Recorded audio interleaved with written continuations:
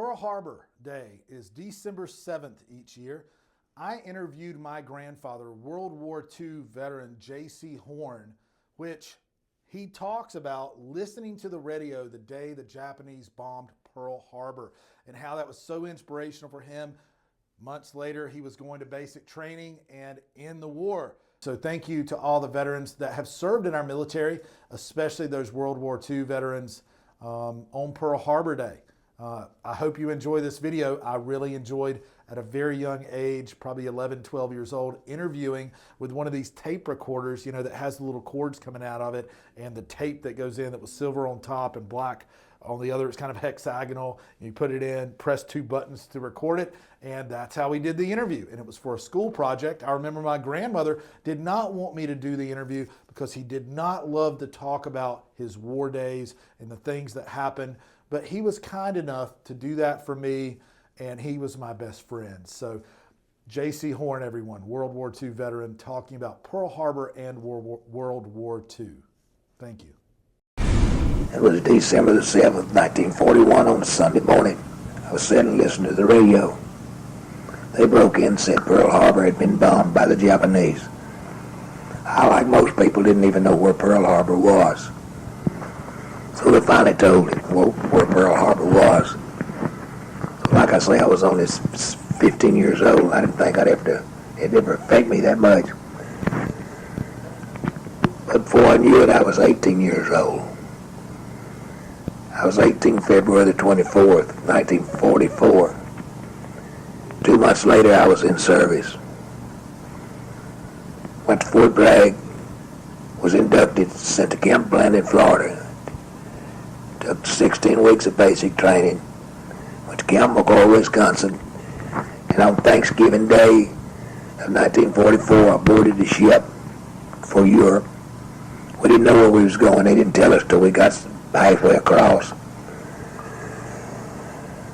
So we landed at Bournemouth, England, a southern resort equivalent to our Miami of Florida. We stayed there to run after Christmas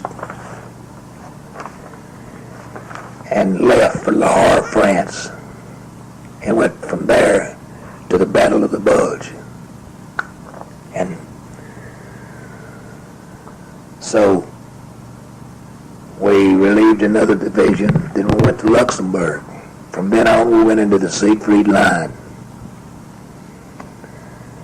And about March, they started letting guys one at a time in the company get a pass right off the front lines.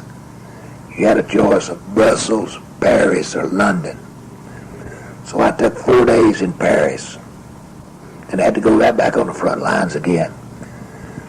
So at that time, the war was winding down. The still war was going on by that time, but it wasn't that severe. And we started taking a lot of prisoners everywhere we went. We knew it wouldn't be long till the war had been over then. And the war was over a little later in April. So in the meantime, they put us on displaced persons camps, guarding them, looking after them. So we did that for about a month. Then, to my disbelief, they said we were going home. We were waiting to go to the Pacific. In the meantime, they dropped the atomic bomb in the Pacific. Right before we left to go to the Pacific, our orders changed. We got to go home after they dropped the bomb, the third bomb. And I was very, very happy. And I got home, and I was about the happiest person in the world, I guess. I knew a little later I'd be getting a discharge. Could you tell us about some of the things, like during the war, what it was about, and about all the things that were happening during the war, and what you were, and some of the things? I was a machine gunner, 30 caliber water coup, the same type they used in World War I. It didn't fire as fast as a German machine gun, but it was very accurate. You could pinpoint a target by going up a click, down a click, right a click, left a click. You could just about drop something in their pocket.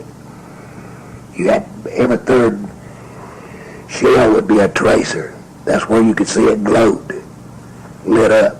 That's where you could see what you was hidden. And it just looked like a stream of fire with that every third tracer glowing like that. And that's what we done mostly was infantry. Went right ahead of us, and we sat down where we could give them cover and fire and shoot over their heads like we was on a hill and this going down the valley. They take towns and we'd give them cover and fire like that. One person would carry the tripod, one the ammo is strapped on your back with a board with straps on it, and the ammo was on it. 2 cases of ammo was on it, and the other one carried the machine gun. And when you had to mount the gun, one set one down, and we mounted that, and you'd be ready to fire in a matter of seconds. So that's what I done.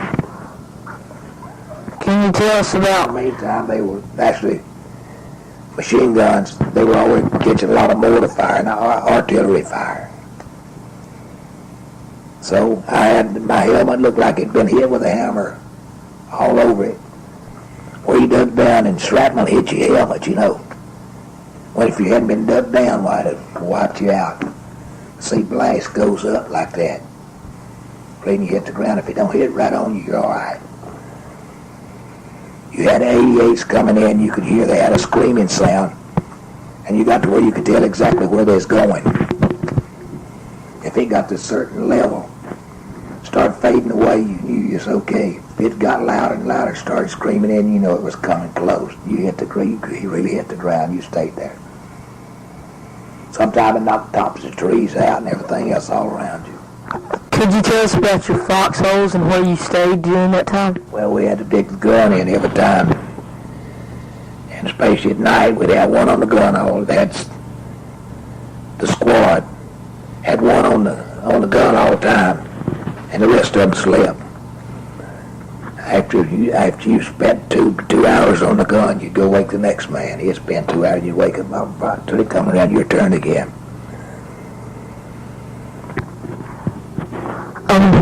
Let's see, could you tell us some, At night, when you would be on the gun, watching for something, seemed like about every tree in the distance would move.